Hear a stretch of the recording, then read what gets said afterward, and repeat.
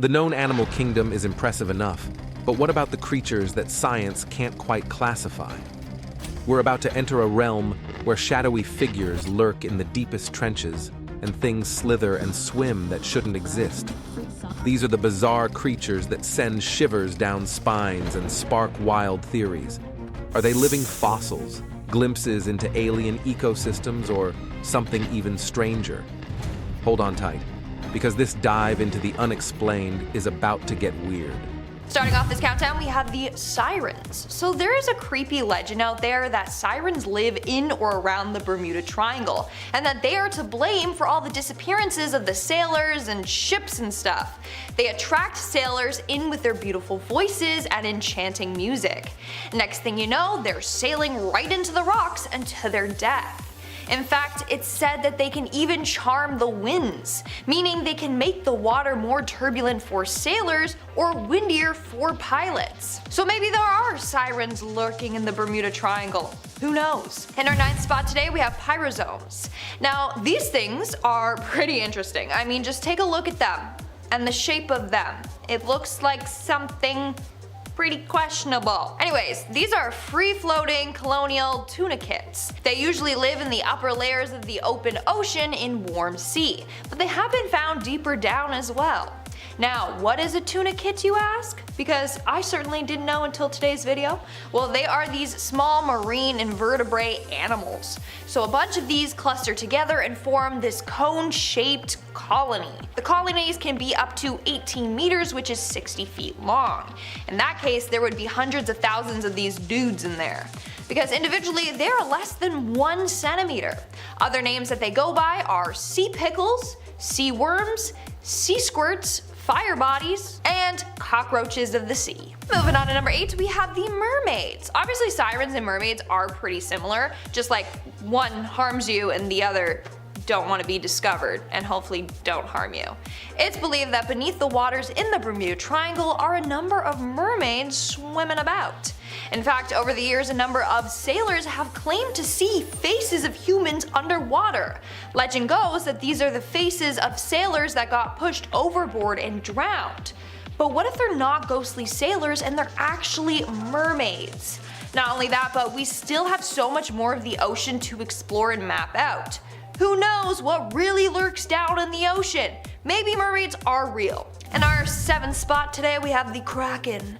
Now, there are a number of people that believe that the legendary Kraken isn't so legendary, and maybe that's another reason as to why ships and airplanes go missing and that there's no wreckage ever found. It's because the Kraken swallows them whole, so there's no wreckage left over. For the planes, the Kraken is said to be big enough to snatch a plane right out of the sky. Might sound hard to believe, but people are working to prove this theory, and if they go missing, I bet they fell victim to the Kraken as well. In our 6th spot, we have the marine hatchetfish. Now these dudes are pretty creepy looking.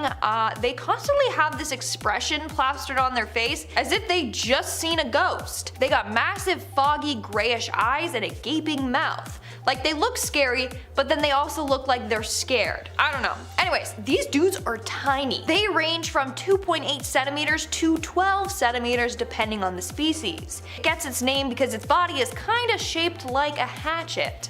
They have the ability to look directly up with their eyes to see above them and grab prey floating down. Not only that, but their eyes have become sensitive to light, so they're really good at spotting prey. It can pick out camouflage prey swimming in the murky light above with ease. We're now at our 5th and halfway mark with the anglerfish. Now, anglerfish are undeniably creepy. In fact, they are considered one of the scariest sea creatures on Earth. And I know why. Just take a look at its terrifying mouth lined with spiky teeth. Now, if you've seen Finding Nemo, then you remember this guy with that little ball of light that dangles down from its head while it hides out in the darkness. And then when fish are drawn to it, like Marlin and Dory, it comes out of nowhere and just snatches them and eats them. But obviously Finding Nemo is a Disney movie, so they didn't kill off the 2 main characters. So what else is creepy about this fish is that their mouth is so wide that it extends all over the entire circumference of its head. These creatures are also covered in what looks like hair all over their body, but these are actually used to sense what's around them. I don't know, they're just creepy, no thank you. Plus they can swallow fish that are almost twice their size. Moving on to number 4, we have the lionfish. Now these fish are pretty beautiful. They're covered in bright colors and stripes, but they are full of venomous spines. Getting pierced by one is excruciating, but death is very, very rare, but it can still happen. They have 18 venomous spines that can pierce right through our skin. 13 of those spines are located along the spine of the dorsal fins. There is 1 on each of the pelvic fins and 3 short spines on its backside by its booty. As for the size of these bad boys, well, an adult lionfish can grow as large as 18 inches, which is pretty big, whereas the young might only be like 1 inch or less. Moving on to number 3, we have the blanket octopus, which is a pretty interesting name for an octopus if you ask me. But it gets its name because the females have a long, like fleshy cape thing that's around its tentacles. This cape makes the octopus appear larger and more intimidating to potential predators. But fun fact, the females can weigh up to 40,000 times more than their partners. As for size, although pictures make them look big, they're kinda small. The females grow 2 meters in length. The males, on the other hand, are 2.4 centimeters. Yes, 2.4 centimeters, so they are tiny. They're like bam, okay? Don't ask me how they mate. I have no clue. That size difference is insane. In fact, the blanket octopus, or octopi, have the largest gender size discrepancy in the animal kingdom. Coming in at number 2, we have the flukefish, aka the summer flounder. Now this is one of the most oddly shaped fish I have ever seen. They're super flat, but have big round bodies lined with like fins. The weirdest part though has to be its eyes. They have both eyes on the same side of their face instead of one on each side. So it like looks side profile all the time. It's pretty weird. Now they're also called chameleons of the sea because they can camouflage to the bottom of the ocean with ease. In fact, they can change their color and texture to match their surroundings. Isn't that cool? I think so. Now they can grow anywhere from 8.7 to 23.6 inches, which is 22 to 60 centimeters in length, with their average size being around 15 inches, which is 38 centimeters. And in our number 1 spot today, we have the giant isopods. Now, these things are like giant underwater cockroaches. I kid you not. And they are found in the cold, deep waters of the Atlantic, Pacific, and Indian Ocean. However, although it looks like a bug, it is not. They are closely related to marine crustaceans like shrimp and crabs. As their name suggests, they are giant. They are typically between 7.5 to 14.2 inches in length, but can grow even bigger. One of the biggest ones discovered was 2.5 feet long. It was discovered in 2010. Scientists still are trying to figure out why they grow so big. They think maybe it's to help them survive the extreme pressure of the deep ocean, but who really knows? What is also creepy is that they're carnivores, okay? They feast on dead animals that fall from above. And probably dead divers too. Starting off in our number 10 spot, we have the mysterious mass. When a mysterious mass washed up on shore in Indonesia, people had a lot of questions. At first, it was rumored to be the corpse of an enormous squid, which to be fair, really would be quite the sight. Locals were flocking to the area to get a glimpse at this washed up creature, which is said to have been the size of a shipping container. After more examination was done by experts, they got to the bottom of what this creature really was, and it was no squid. No, instead, this creature was actually a whale, a sperm whale to be more specific. Indonesia's Ministry of Marine Affairs and Fisheries explained why this creature looked so far from itself when they explained the gruesome decomposition process. They said, quote, "With sperm whales, when they decay, the intestines will come out through the bottom of the throat, which is striped like a pumpkin, and they become curved." So that's gross, but at least it gives us answers to this long-time mystery. In our number 9 spot today, we have Double Trouble. Over in the Netherlands, this is a discovery that, when it occurred, it shocked all of those who were there to see it. 2 fishermen were the ones that stumbled upon this, and at first they thought they were seeing double. That is because what they found was actually a 2-headed porpoise. Of course, further research was done on this animal because the fishermen knew it was rare, but I don't think they knew just how rare it really was. Experts would go on to later confirm that this was the first case of conjoined twin porpoises ever discovered. In fact, it's so shocking that this happened because it's only the 10th known within the group of sea mammals that they belong to, which is a group that includes whales and dolphins. It truly was quite a remarkable discovery, albeit probably a bit shocking when it first happened. In our number 8 spot today, we have jellyfish. Back in 2017, there was a mega swarm of giant barrel jellyfish that ended up washed along the Welsh coastline. Like, I'm talking about thousands of them, and these creatures can be quite large as well, growing to be about 35 inches in diameter. Many experts were shocked and had explained that they had never seen this many, especially this large before, so it was truly quite the sight to see. Experts explained that the unseasonably warm weather that was seen at the time likely boosted their numbers, and this may explain the mass quantity of them. In terms of how they ended up there, well, they were probably caught up while attempting to migrate. In our number 7 spot today, we have the sea snake. Okay, so rather than after disaster, these creatures kept showing up before disaster, and it had many people thinking that perhaps they were some sort of omen, and I can totally understand why. In the Philippines, before devastating earthquakes would appear, there would be these 10-foot-long creatures being referred to as sea serpents that would be found washing up on the beaches. Listen, if I found a weird, huge sea snake a bunch of times before something bad happened, I would also 100% think that it had some sort of omen. It turns out that these were just oarfish, and no, they're not an omen, and no, they can't predict earthquakes or other natural disasters. In our number 6 spot today, we have isopods. Okay, so you know pill bugs or potato bugs or roly-polies, whatever you want to call them, you know, the gross little bugs? Well, what if I told you that there's a sea creature that looks like them? And then what if I told you that sometimes this sea version grows to be like the size of a puppy? Yeah, a little unnerving and very disgusting, right? These things are actually isopods, and while most don't grow to be that large, one of the largest on record was found washed up in Indonesia. It has been nicknamed giant for obvious reasons and was measured to be about 13 inches long. This discovery, while disgusting, also proved to be quite remarkable as it was the first giant isopod to be found in over a decade. In our number 5 spot today, we have the octopus anomaly. When this creature was found, it almost became someone's meal until its anomaly was realized. It was an octopus, but instead of 8 arms, this one had 9. That's like a Novemopus now. Of course, this led to the question, how does an octopus grow 9 arms? Well, that has to do with their ability to regrow limbs. Like how lizards can regrow tails, octopuses have the ability to regenerate their own arms, but sometimes this process goes a little wonky. It's likely that this octopus at some point had to regrow their arm, and while that was happening, this new arm just sprouted another new one, thus the 9-armed octopus was born. Apparently, these sorts of things can happen over and over again to just one octopus. According to a 1965 study, it is said that this once gave an octopus 90 different arms. So, that's a lot. In our number 4 spot today, we have this unidentified creature. This creature was found on shore after the devastating 2011 tsunami that hit Japan. A survivor of this disaster was the one who found this strange creature, and while at first, from a bit of a distance, it appeared as though it could be like a small whale or something like that, from close up it appeared more like a boulder or a large rock, leaving people completely baffled. In the end, especially because all of the work that experts needed to turn their focus to during this time, whatever was seen by this person wasn't fully looked into, so what it ended up being remains a bit of a mystery. There's a video of the entire ordeal so that you can get a little bit of a closer look.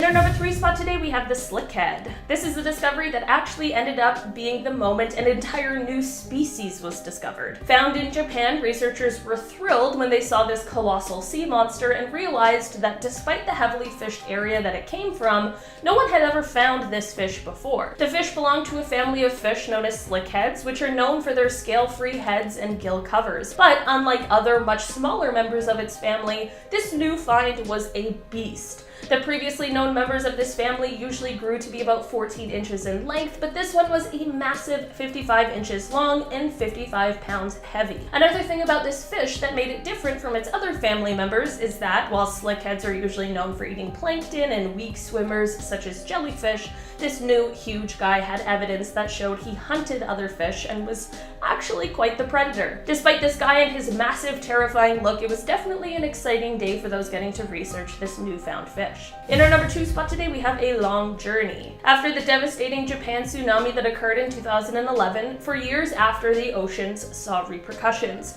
Of course, this was also a disaster that carried over to land. Many people died, many homes and businesses were destroyed. I'm not trying to minimize or disregard the impact this tsunami had on humans. This is just a list of creatures, so that's what we're focusing on today. So basically, years after the tsunami, a whole slew of strange creatures started washing up on the shores of the Pacific Northwest and California. Some of these new creatures were even clinging to plastic debris that had been swept out to sea in the disaster. These creatures would continue to arrive year after year. We're talking shellfish, crustaceans, marine worms, sea stars, sponges, and even fish. What was alarming is that they were alive, and while that is great, some of these species are invasive and can totally throw off an entire ecosystem. It truly has been quite a time for research to see how this happened and how it affects both the animals themselves and the new area that they've been washed ashore to. In our number 1 spot today, we have the sea monster. Back in March of 2012, the nightmarish sea monster washed up on South Carolina shores and had people completely confused and stunned. People had truly no idea what it was, and the theories, of course, started swirling. Many people believed it was some sort of never before discovered sea monster, and honestly, I do not blame them. This thing looked weird, creepy, and I would have had no other guesses. It honestly looked like it could have been from Jurassic Park, but in the end, thankfully there are many people out there who know much more than I do, and experts were able to take the wheel and get to the bottom of this mystery. In the end, a local veterinarian was able to determine that this washed up creature was in fact the corpse of a sturgeon that was covered in scut. The reason everyone thought it was a monster is because sturgeons are huge, growing to be 800 pounds and up to 15 feet in length. And we're starting off this list today with the Werewolf of Defiance. It's the summer of 1972. 2 railroad workers were hard at work on the Norfolk and Western Railway when all of a sudden, one of them, Ted Davis, looked up to see a large wolf-like creature with a wooden board grasped between its paws, which it then whacked the man in the shoulder with before turning off into the bushes to run away like a coward. 5 days later, Ted and his coworker Tom Jones returned to the railway for another day's work, hoping they wouldn't be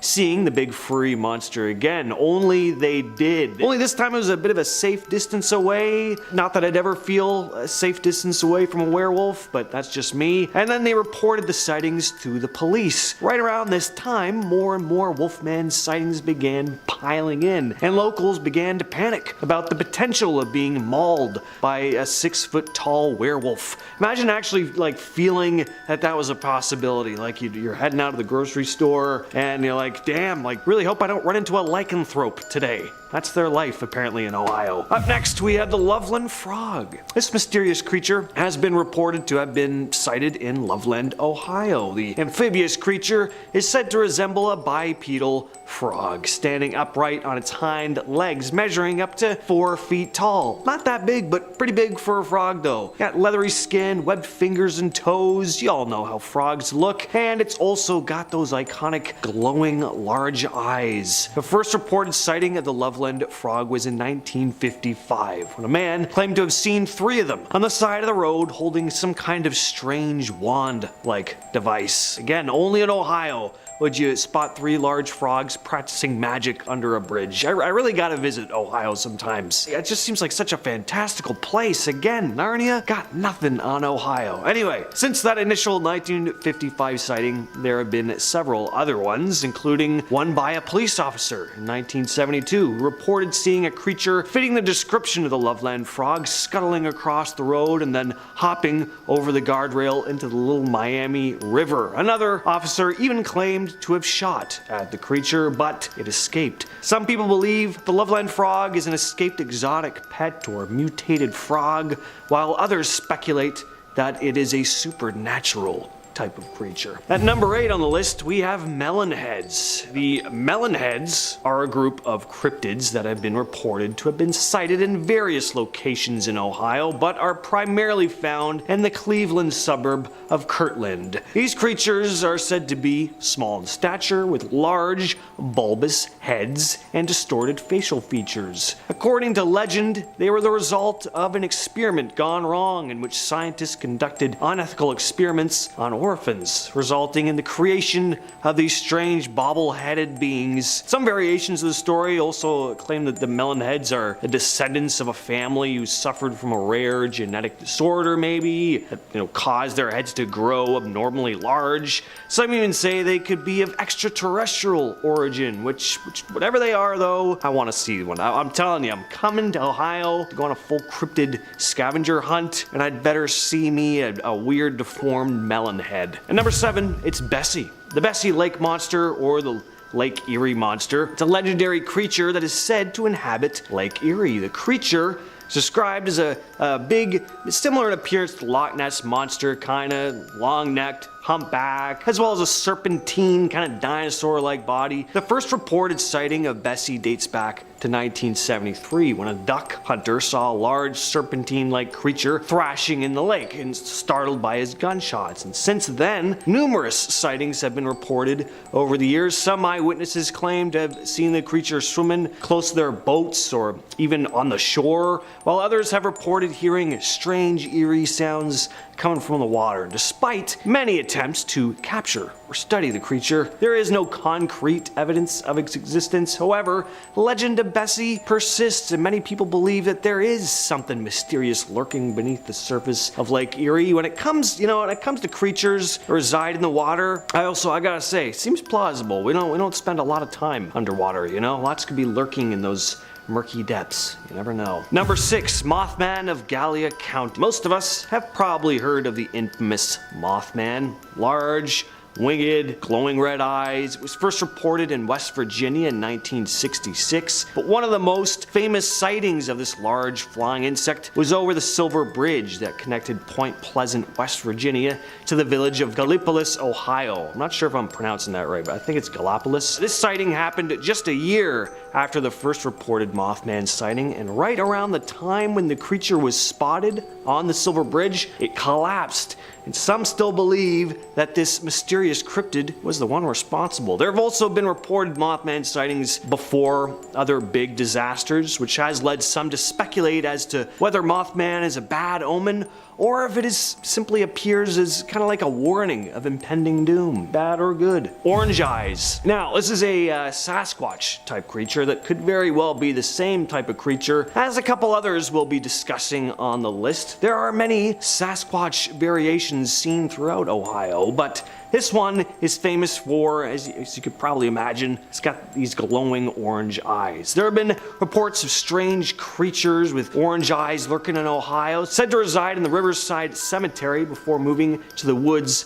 by Mill Lake. Witnesses described the creature as resembling a large bipedal humanoid with a muscular build and a hunched posture. Its eyes, once again, seem to emit an otherworldly glow. The creature is reportedly very fast and agile and has been known to vanish into thin air when pursued. Some locals believe that Orange Eyes is a Bigfoot type creature, but there are also those theories that maybe a kind of supernatural being or extraterrestrial entity as well. At number 4, we have Dogman. Most Dogman reports come out of Michigan, but there have been sightings in Ohio as well. According to witnesses, the Dogman is a bipedal, wolf-like creature that stands between 6 and 7 feet tall with a muscular build and a snarling dog-like face. The first reported sightings of the Dogman in Ohio occurred in the late 1980s. Since then, there have been numerous other sightings reported in the state. Witnesses have reported seeing the creature hunting in the woods, stalking prey,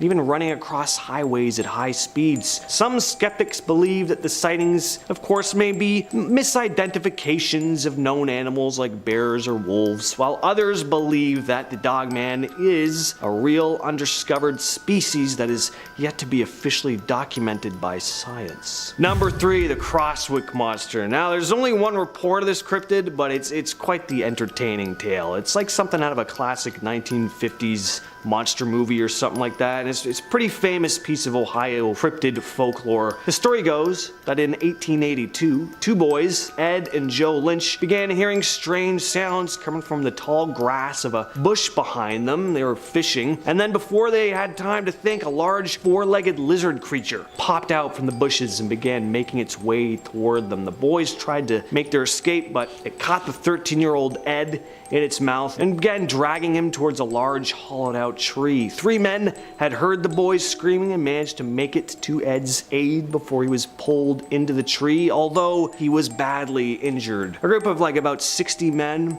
were formed, armed with axes and clubs, and they tried to slay the beast, but the creature managed to escape, actually standing on its hind legs at one point. Pretty horrifying. The group chased the creature, which retreated into a hole under a large hill of rocks. The creature was never seen again. Described as black and white in color and roughly 12 feet in length. Number 2, the Manura Monster. This has to be one of the most famous Sasquatch sightings in Ohio. In August of 1978, in the village of Minerva, the first sighting of the creature was reported by the Caton family, who'd seen a large hairy creature in the gravel pit outside of their property, looking to be about 300 pounds. Soon became known as the Manura Monster and terrorized the Caton family on more than one occasion. They described seeing it peering through their kitchen window one night, awful, and when police came to investigate, they saw large footprints around their home with a terrible smell lingering in the air. The creature was also reported to have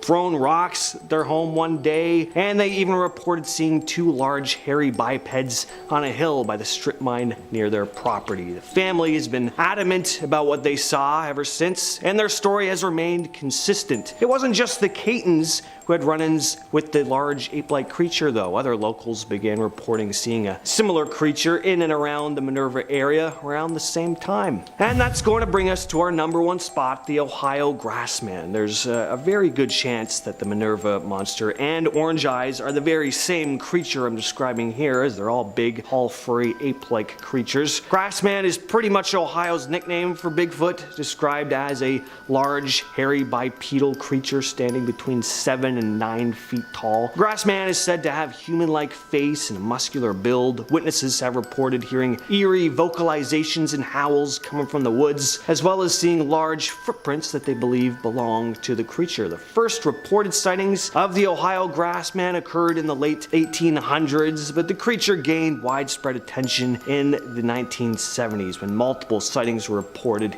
in the state. Since then, there have been numerous other sightings reported in the area, while some skeptics dismiss the sightings, of course, as misidentifications of, animals or even hoaxes. Others believe that the Grassman is real. Starting off at number 10 now, we have SCP-049. This is a humanoid creature, but that's where the similarities with humans end. To the untrained eye, 049 looks like a medieval plague doctor dressed in thick robes and a ceramic mask. These aren't just clothes though, they are actually part of its physical body. They grow out from it. Despite its creepy appearance, it's actually quite cooperative with the Foundation and can speak English or medieval French. However, even the most hospitable skips have their limits, and 049 is no different. It hates pestilence. That's all it ever seems to talk about sometimes. The definition of pestilence is still unknown to this day. 049 sometimes identifies people as having pestilence and begins to get visibly irate around them. If that person is not removed from the area, 049 will attack. It kills by one touch. One touch from 049 will kill any living thing that it wants. All biological functions just seem to shut down. 049 seems to be frustrated and remorseful after the killing, especially if it feels the pestilence has somehow survived. It will then perform a crude surgery on the corpse using strange tools from a black doctor's bag it carries with it everywhere. It will then reanimate the corpse, although it won't be the same person as before, retaining only basic motor skills. 049 can then instruct them to do its bidding. feeding, even to attack others affected with pestilence. 049 has often referred to these zombie-like servants as being cured of the pestilence. I guess we should all hope that we don't have pestilence, but until we learn what 049 actually means by that, I guess everyone is in danger of being cured. Next up at number 9 now we have SCP-096. This skip is kept in an airtight steel cube at the Foundation. I think that sets the tone quite well. Because of the high security around 096, not much is known about it other than it's very dangerous. It's said to be a humanoid creature measuring approximately 7 feet 8 inches tall. It has very little muscle mass, possibly from malnutrition. It's a horrific looking creature. Its arms are grossly out of proportion with the rest of its body. Its skin is almost translucent without a trace of body hair. That's not even the scariest part though. Get this, if a person sees the face of 096, they will be attacked and killed within 2 minutes. Always. You don't even have to see it in person. You can be looking at a picture of 096. It will still somehow know you've seen its face and it will find you and kill you. That's why they keep it in the steel cube at the Foundation. They just need to make sure there are no pictures nearby either. Next up at number 8 now we have SCP-1471. 1471 is an app. Yeah, it's not actually a physical entity. It's a 9.8 megabyte phone app that appears in phones. Somehow it bypasses all security measures, and once it's installed by the user it cannot be removed. No icons are shown on the phone, making the user wonder if they even installed it in the first place. 1471 will then begin to send images to the user every few hours. All of them will include the physical version of 1471, a large humanoid figure with a canine-like skull and black hair. Perhaps the creepiest thing about these images though is that 1471 will always appear in settings that the user knows from their own life. If the user does not stop using the app after seeing the images within the first 90 hours of exposure, 1471 will begin appearing in their real life, always in the corner of their eye, sometimes even trying to communicate with them. Next up at number 7 now we have SCP-173. This is perhaps one of the weirdest looking skips on this list. I think the picture speaks for itself. Its origin is unknown, and everything about it seems to be learnt from its confinement by the Foundation. Those who have dealt with 173 know a few different ways to handle it. The most important is to always keep it in direct line of sight. It cannot move if it's in a person's line of sight, which is a good thing because it's dangerous. For some unknown reason, it produces a layer of blood and feces on the floor around it. This means that its cell needs to be cleaned out twice a week. 3 personnel will enter the cell, one of them to just clean, while the other 2 are simply there to stare at 173. If one of them needs to blink, they need to inform the other one first. If both blink at the same time, 173 will attack and kill. Its choice of attack is to snap a human's neck at the base of the skull or by strangulation. I guess we should all practice not blinking then. I just blinked. Moving on to number 6 now, we have SCP-682. The entry for this skip simply starts with SCP-682 must be destroyed as soon as possible. Yeah. It's a serious one. Despite the calls for it to be destroyed as soon as possible, there is actually no known way to destroy this entity. It is beyond the powers of the Foundation. They only know how to contain it, and it takes a lot. 682 should be contained in a 5x5 by 5 meter chamber with 25 centimeters of reinforced acid-resistant steel plate lining all inside surfaces. The chamber should then be filled with hydrochloric acid until 682 is completely incapacitated. It's been described as a reptilian kind of creature with extremely high intelligence, able to communicate with other skips that it's been exposed to. During the limited time that it's been studied, observers think 682 has an immense hatred for all other life forms. That doesn't help the Foundation control or combat it, but knowing its primal motive is a step in the right direction. Moving on to number 5 now, we have SCP-1981. 1981 is an old Betamax tape.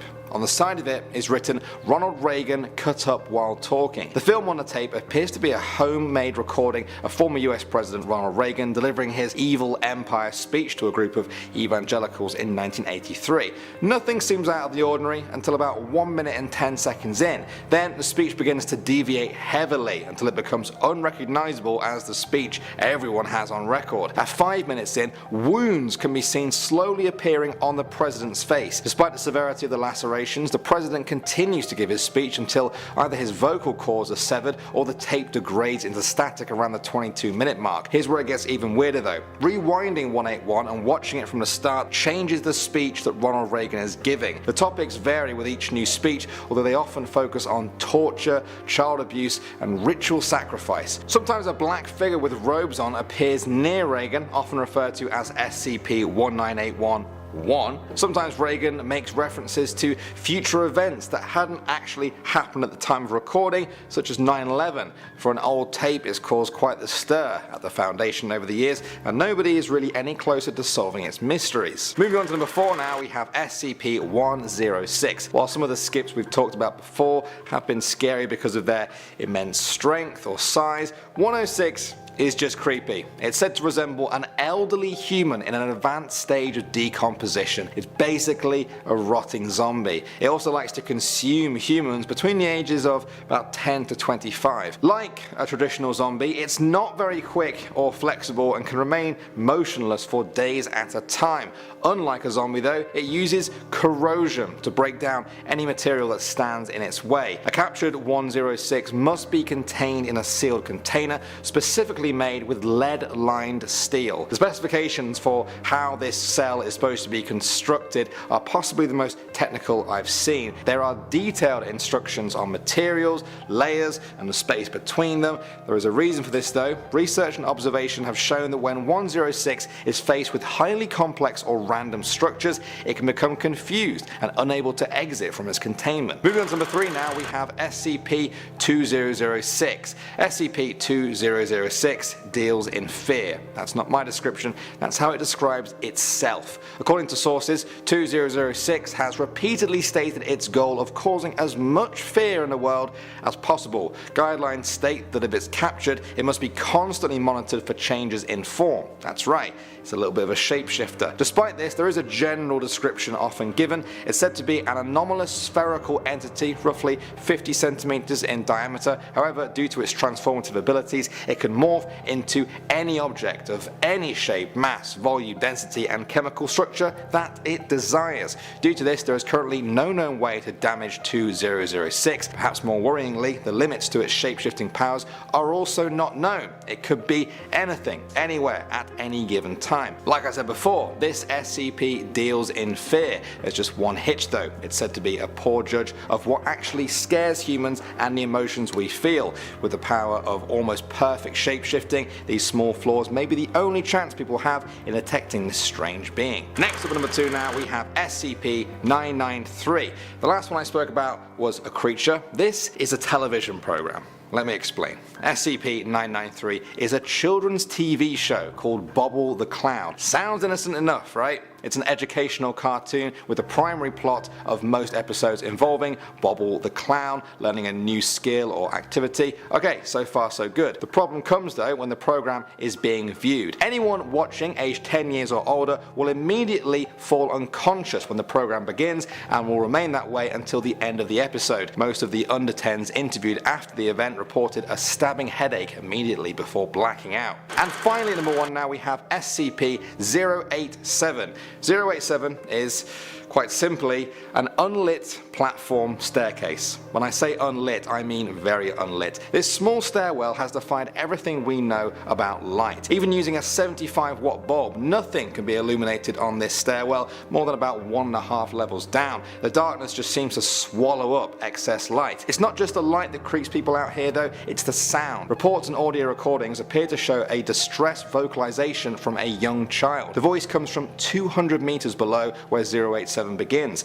The Foundation has sent exploration teams down there to see just how far the stairwell goes. They've descended in the pitch black darkness and the stairs just never seem to end. The teams descend both beyond the possible structure of the building and its geological surroundings. The child's voice always remains 200 meters below them too. They never get any closer. Also, on each of these expeditions, the teams were met with a strange face with no pupils, nose or mouth. It appears for a moment before disappearing back into the darkness. The Foundation knows nothing more but suspects it is not the source of the child's voice from the depths. Kicking off the list at number 10, sea pigs. This list gets creepy and or crawly, but first we gotta ease into the Arctic Ocean. We gotta start off this haunting list with the sea pig. Look at this little guy, okay, the pug of the ocean. He looks like a stress ball with feelings. What's going on with him? They look like something that would be microscopic, but really they're 6 inches long, wide, around, big, I don't know, they're pretty large. They stick together, and I mean that in a literal sense. Sea pigs will travel in large gatherings. They live in the deepest, darkest depths of the ocean,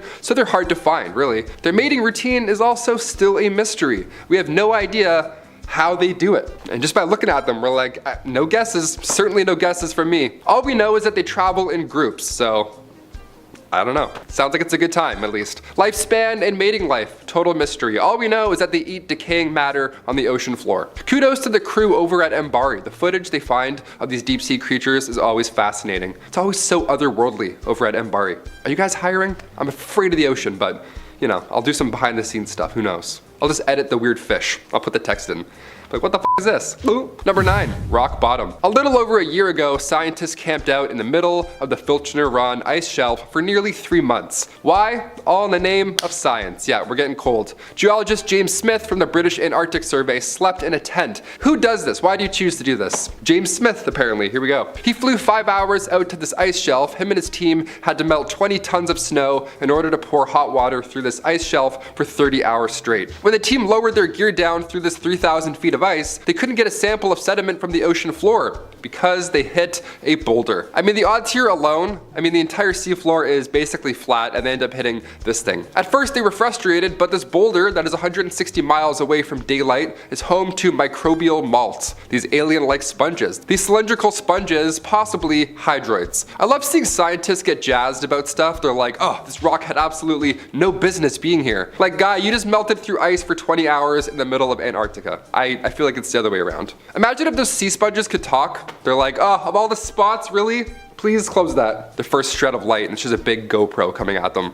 They're like, what is that? Number 8, emperor penguins. They're as glorious as their name hints towards. I remember watching Happy Feet a lot growing up. I was really into penguins and tap dancing for a hot minute there. That movie changed the game. The main penguins here, they're all emperor penguins. Robin Williams' character, Lovelace, he's a rock hopper penguin with the cool, you know, the fluffy eyebrows. The other guys are all emperor penguins. The colorful orange necks, the OG characters, they're all beautiful. They're the largest penguins on the planet, and their breeding habits set them aside from the rest. Once the female lays an egg, I'm not gonna do sound effects for this whole process. I don't know why I did that. That's so stupid. Once the female lays an egg, she'll leave it with her mate for an incubation period, but she'll walk over 50 miles to the ocean just to get food. The mate has to fast for around 100 days, just waiting for his next meal. Once in the water, these emperor penguins really go for it. They soar. They can dive up to 2,000 feet, which is far deeper than any bird in the animal kingdom. And they can hold their breath for around 20 minutes, which is incredible. Longest I've gotten is 3 minutes, but I'm coming for you, Mumbles. Number 7, chinstrap penguins. Okay, from happy feet to slappy feet. Chinstrap penguins are the most aggressive of the penguin family. They're crazy. These guys are nuts. They're tiny.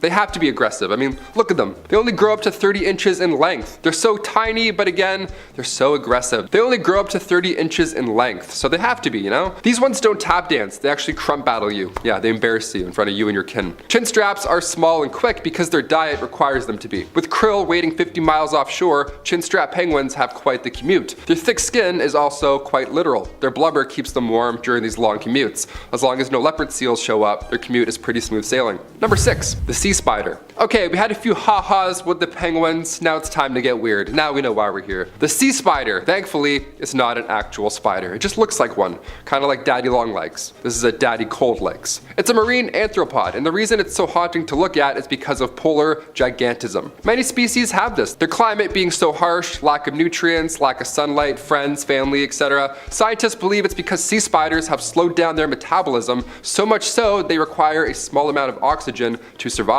So over time, the oxygen around these sea spiders turn them into like Captain America. They just juice them up. They take on way more than they're adapted to. And in turn, we get giant, terrifying sea bugs.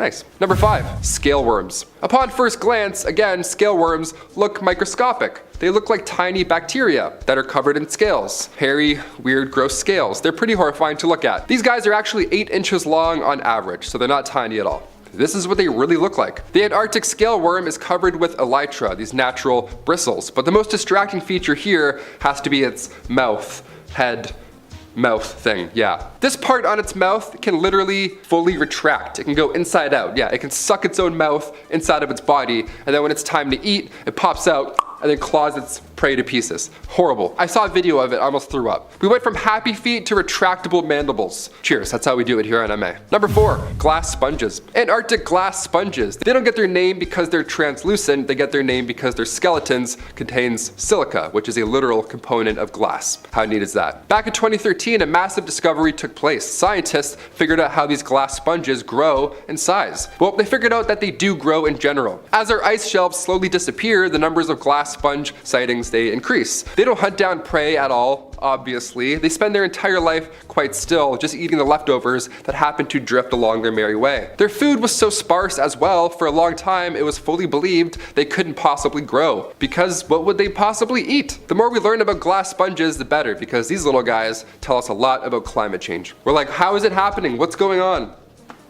Nothing's happening. They don't talk much, they're really quiet, they don't have mouths or eyes. Number 3, the springtail. Also known as the elephants of Antarctica, springtails are hexapods. They're exclusively land animals, whereas penguins, they sometimes, bop and swim. These guys are only on land. They're tiny as well, they measure up to about 1 millimeter on average. They look like earwigs almost. Ice earwigs that eat bacteria.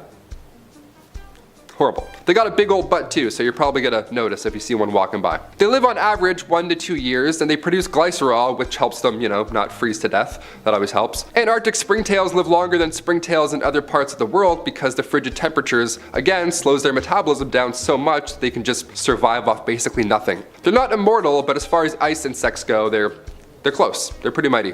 Small but mighty. Number 2, the Hof Crab. When these creatures get their names, it's often in relation to their appearance or their super ability. The immortal jellyfish ages in reverse. The glass octopus is otherwise see-through. The Hof Crab gets its name because it looks hairy, like David Hasselhoff.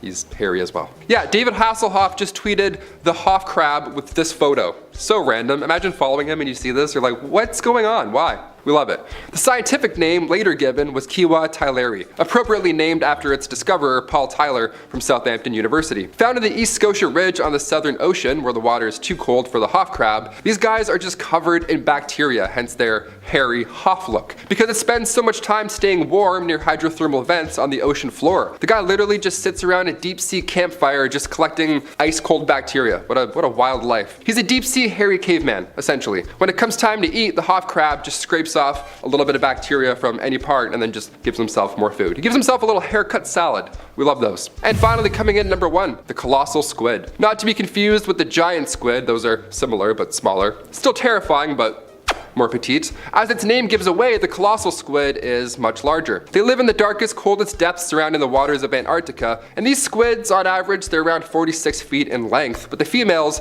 being the largest of the species. The biggest and baddest, of course. They have large tentacles with suckers equipped with razor hooks, so whatever it does grab, it's certainly not letting go anytime soon. Its diet consists of large fish, and when I say large, I'm referring to, 7-foot-long Patagonian toothfish, not a goldfish. They're colossal, and they try and fight whales sometimes. They're crazy. They have no regard for the size of others. They're gonna fight anything and everyone. They're more often than not marked up, suggesting they've been in a few deep-sea tussles. On top of being magnificent, they're quite mysterious. Only 2 specimens have ever been collected, with the second being recent in 2014. Some believe this is the closest living relative to the kraken. Do you agree? Do you disagree?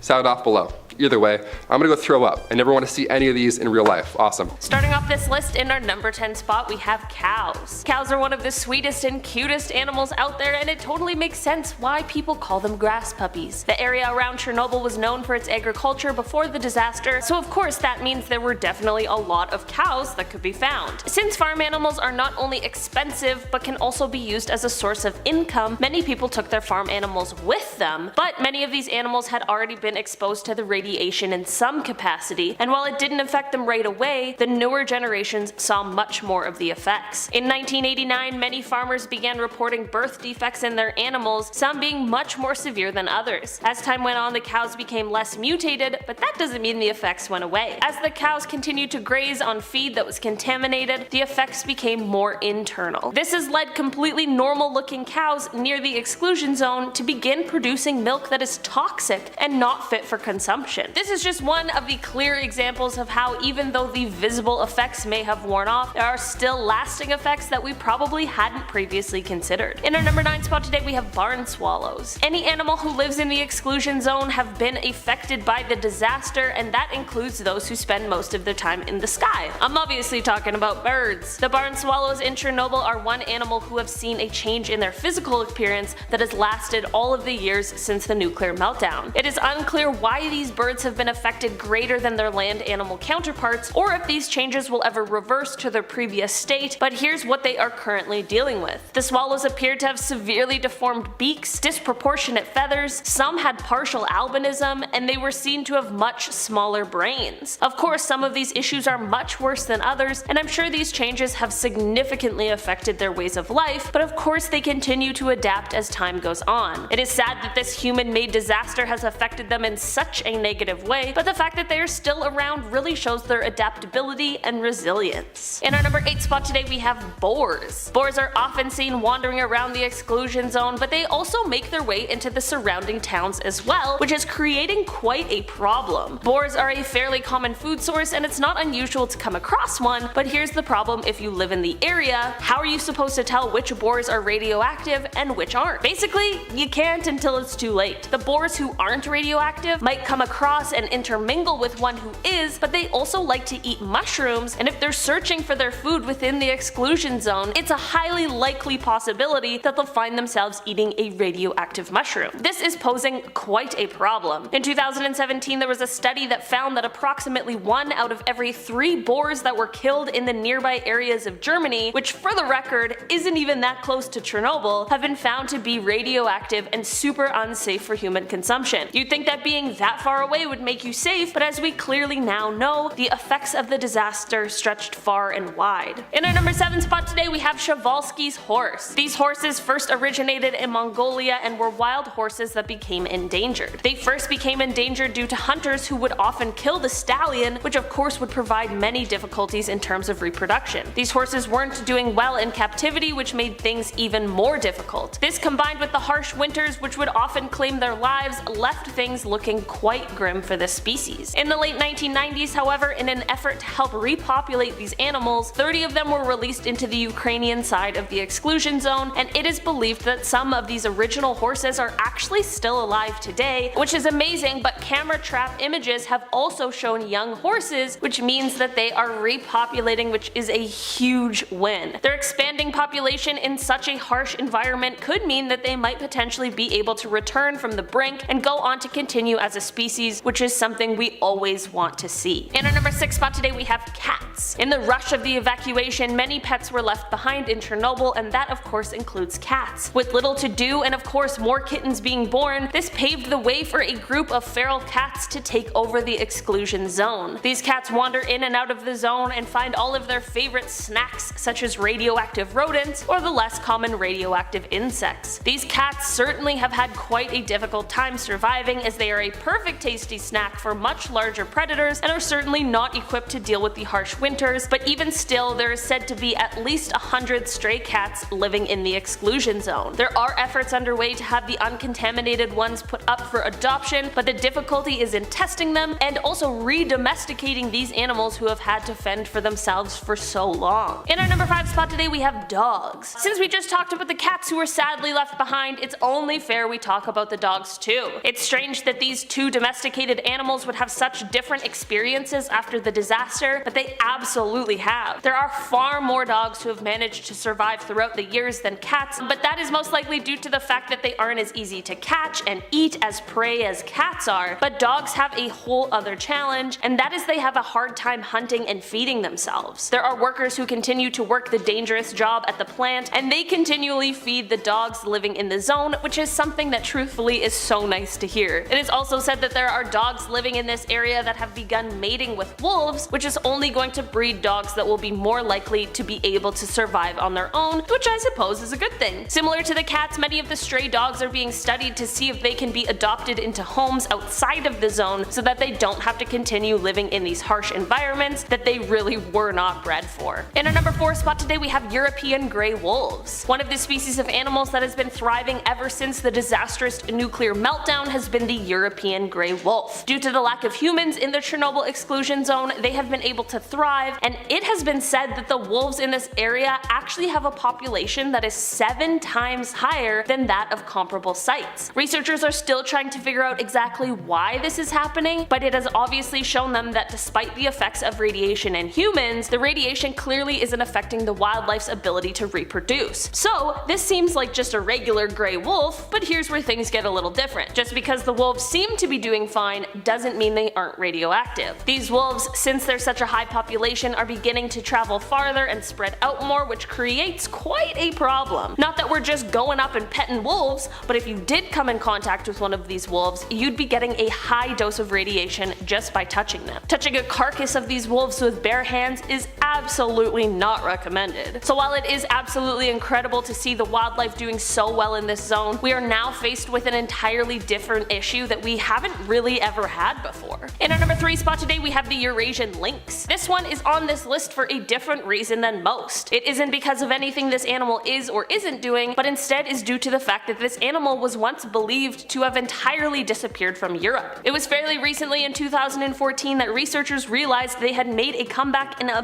big way. Similar to most of the animals we've talked about today, the Eurasian lynx has been able to thrive due to the lack of human population and interference. Their downfall was attributed to urbanization as well as hunters, and they were mostly wiped out in the early 20th century, although they remained in certain parts of Siberia. There is still a lot more research that needs to be done about these creatures to determine exactly how radioactive they are, and this will take time due to the dangers of the zone they reside in, as well as the nature of these creatures in general. But just being able to see that an animal that was struggling has been able to make such a comeback is probably one of the best things to come out of such a horrible disaster. In our number 2 spot today we have bison. Bison are right up there with wolves for most dangerous radioactive animal, and that is due to their size as well as the fact that they are a source of food for some. These huge animals can weigh up to 2,200 pounds and are certainly not an animal that is easily messed with. Many bison weren't affected by the radiation immediately, and instead it became much more of an issue once they started eating food that had been contaminated. They like to feed on grass, and a lot of it, and the radiation didn't only affect animal life but plant life as well, making their food source a literal feeding ground for radioactive material. Similar to the wolves we talked about before, running into these guys isn't only a threat now because of their size, but now because if you get too close, you could be facing some unsafe levels of radiation. In our number 1 spot today we have spiders. I've talked about my hatred for spiders a lot on this channel, but to be honest, they keep doing cool things, so I have to keep talking about them. Okay, well maybe this one is less cool and more scary, but still,